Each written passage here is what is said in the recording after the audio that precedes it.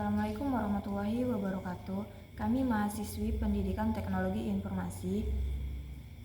Sebelumnya, perkenalkan saya Restiara. Saya Nur Aisyah. Saya Sonia.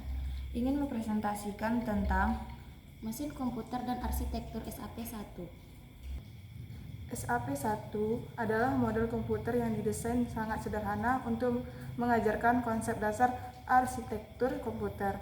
Ini digunakan untuk mengajarkan elemen-elemen penting dari cara kerja komputer tanpa kompleksitas yang berlebihan. Sejarah SAP1 SAP1 adalah bagian dari serangkaian model komputer yang dikembangkan untuk pendidikan, terutama untuk memperkenalkan konsep von Neumann arsitektur. Arsitektur ini menggabungkan memori untuk instruksi dan data dalam satu tempat yang sama. SAP1 merupakan implementasi dasar dari arsitektur ini yang menjadi landasan bagi hampir semua komputer modern. John von Neumann mengusulkan bahwa data dan instruksi bisa disimpan di memori yang sama, yang memungkinkan menjadi dasar dari hampir semua komputer yang ada saat ini. Model ini dikenal sebagai von Neumann arsitektur. SAP1 adalah mesin komputer sederhana, artinya ini hanya mendukung instruksi-instruksi yang sangat mendasar. Ini digunakan sebagai representasi arsitektur komputer pada level yang paling dasar. Komponen-komponen utama SAP1. Program counter PC. Register yang berfungsi untuk menyimpan alamat instruksi yang akan dieksekusi berikutnya. Instruksi register IR. Tempat penyimpanan sementara instruksi yang sedang diproses. Arithmetic Logic Unit ALU, komponen yang melakukan operasi aritmatika seperti penjumlahan dan logika. Akumulator ECC, register tempat penyimpanan hasil operasi LEU sementara. Memori RAM, tempat penyimpanan data dan instruksi pada SAP1. Memori ini memiliki kapasitas kecil, hanya 16 alamat. Control Unit, unit yang bertanggung jawab untuk mengendalikan jalannya instruksi di dalam SPU dengan menghasilkan sinyal kontrol yang tepat berdasarkan instruksi yang ada di IR. Rangkaian SAP1.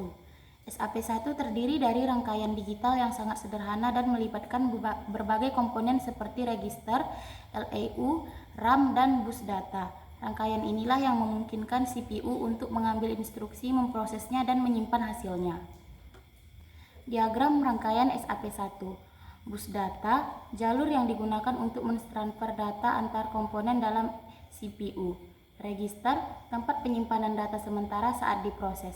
Control signals, sinyal yang mengkontrol operasi setiap komponen dalam SAP1 seperti kapan instruksi harus diambil, kapan data harus dipindahkan, dan kapan operasi logika atau aritmetik harus dilakukan. Fungsi kekurangan arsitektur komputer. SAP1 menggunakan ALU yang hanya dapat melakukan operasi penjumlahan dan pengurangan. Selain itu, SAP1 dapat memindahkan data antara memori dan register melalui bus data.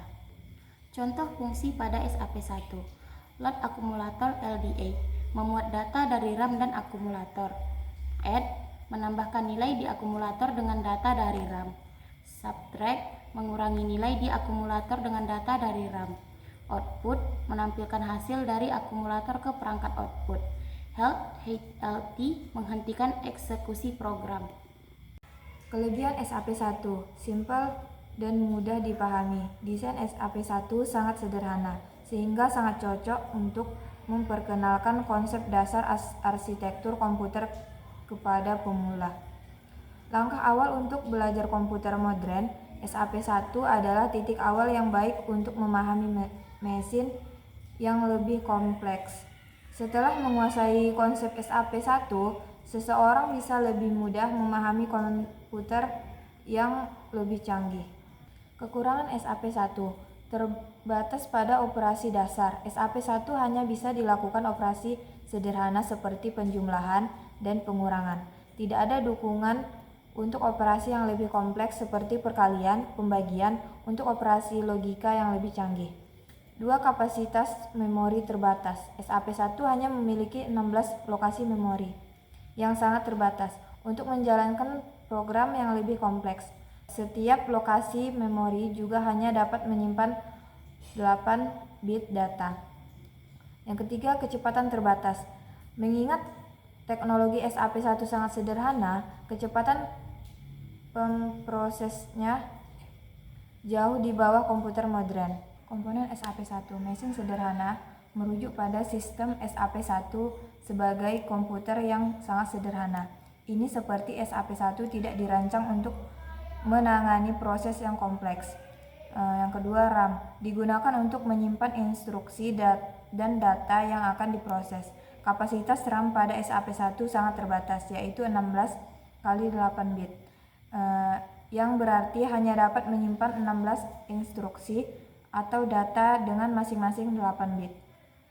Yang ketiga, ALU, unit aritmatika logika yang melakukan operasi dasar seperti penjumlahan dan pengurangan.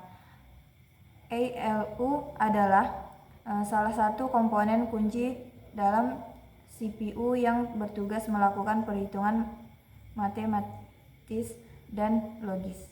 Dengan menggunakan SAP1, para siswa dapat belajar mengenai cara kerja dasar sebuah komputer, bagaimana instruksi dijalankan oleh CPU, dan bagaimana data berpindah dari memori ke register dan diolah oleh ALU. SAP1 memang sangat terbatas, tetapi desain sederhananya justru membantu memahami konsep fundamental yang mendasari komputer modern.